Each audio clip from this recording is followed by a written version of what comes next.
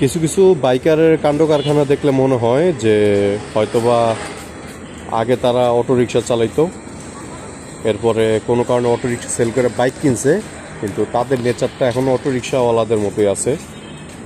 আমরা রাস্তাঘাটে চলতে গেলে ভুলবশত বা অন্যমনস্কতা বা যে কোনো কারণে অ্যাক্সিডেন্ট হইতেই পারে। আমি সোজাসুজি যাচ্ছি আমার মতো করে, আমার ডান বাম মুভ করা কোনো প্রকার রিজন নাই।